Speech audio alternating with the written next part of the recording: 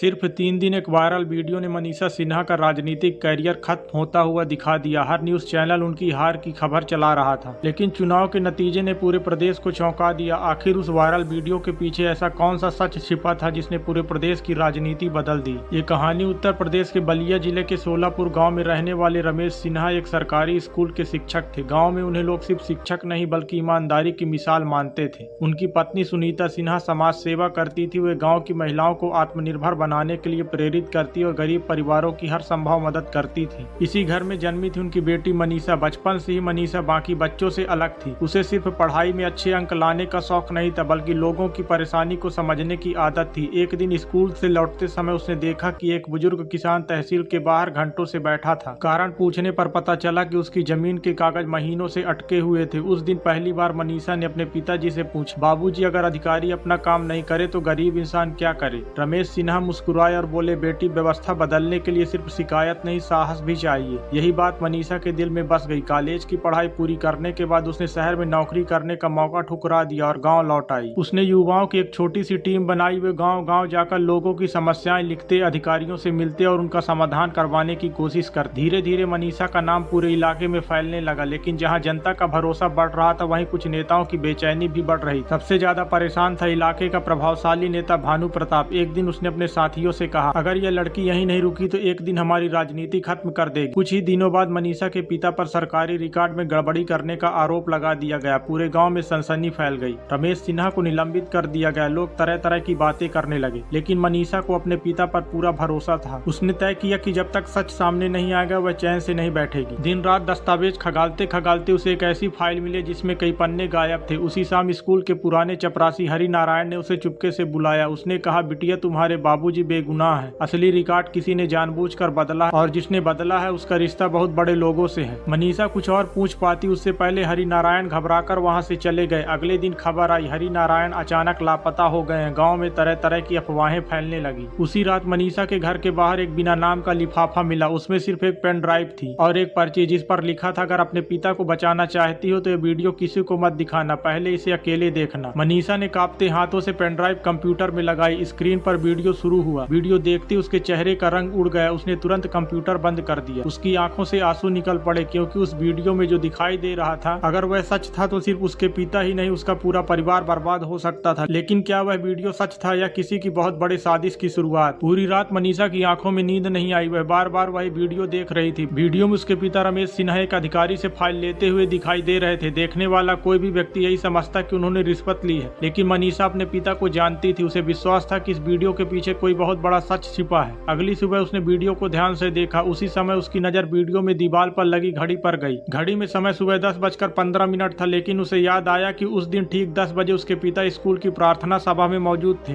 जिसकी तस्वीरें और वीडियो स्कूल के सोशल मीडिया पेज पर भी डाले गए थे। यहीं से मनीषा को समझ आ गया, वीडियो के साथ छेड़खानी नहीं हुई बल्कि उसे गलत संदर्भ में पेश किया गया था। उसने पूरे मामले की जांच शुरू कर दी। कुछ दिनों बाद उसे पता चला कि जिस अधिकारी से उसके पिता फाइल ले रहे हैं वह रिश्वत की नहीं बल्कि स्कूल में बनने वाली नई लाइब्रेरी की स्वीकृति की फाइल थी। जानबूझकर उस वीडियो का सिर्फ 5 सेकंड का हिस्सा वायरल किया गया था। जब पूरा वीडियो सामने आया तो सच्चाई सबके सामने थी। सरकार ने जांच करवाई। रमेश सिन्हा पूरी तरह निर्दोष साबित हुए। जिन लोगों ने उन पर आरोप लगाए थे उन्हीं को सार्वजनिक रूप से माफी मांगनी पड़ी। उस दिन पहली बार पूरे जिले ने मनीषा का नाम गंभीरता से लेना शुरू कर दिया। समय बीतता गया। मनीषा ने पंचायत चुनाव लड़ा और बड़ी जीत हासिल की। उसने गाँव में पानी, स्कूल, स्वास्थ्य और महिलाओं के लिए रोजगार से जुड़े कई काम शुरू करवाए। धीरे धीरे उसका नाम पूरे प्रदेश में फैलने लगा। कुछ वर्षों बाद पार्टी ने उसे विधानसभा चुनाव का टिकट दिया, लेकिन विरोधियों को पता था कि अगर इस बार मनीषा जीत गई तो आगे उसे रोकना मुश्किल हो। चुनाव प्रचार पूरे जोर पर था। तभी मतदान से सिर्फ 3 दिन पहले एक और घटना ने पूरे प्रदेश में हलचल मचा दी। इस बार सोशल मीडिया पर एक वीडियो वायरल हुआ। वीडियो में दिखाया गया कि मनीषा चुनाव प्रचार छोड़कर एक बंद कमरे में कुछ लोगों से गुप्त बैठक कर रही। न्यूज चैनलों ने बिना जांच किए खबर चला दी। विपक्ष चिल्लाने लगा, देखिए यही है असली चेहरा। पूरा माहौल बदल गया। मनीषा की पार्टी के कुछ नेताओं ने भी दूरी बनाना शुरू कर, लेकिन मनीषा ने प्रेस कॉन्फ्रेंस नहीं किया। उसने सिर्फ इतना कहा, सच को सबूत की जरूरत होती है, शोर की नहीं। 2 दिन तक वह पूरी तरह शांत रही। मतदान से ठीक एक दिन पहले उसने पूरे प्रदेश के सामने एक प्रेस कॉन्फ्रेंस की। उसने उसी कमरे का पूरा सीसीटीवी फुटेज चलाया। असलियत यह थी कि वह गुप्त राजनीति बैठक नहीं थी, वह एक अनाथालय के ट्रस्ट की बैठक थी, जहां बच्चों की पढ़ाई के लिए आर्थिक सहायता पर चर्चा हो रही थी। वायरल वीडियो में उसी फुटेज का केवल 8 सेकंड का हिस्सा काटकर फैलाया गया था। पूरा सच सामने आते ही जनता का गुस्सा विरोधियों की ओर मुड़ गया।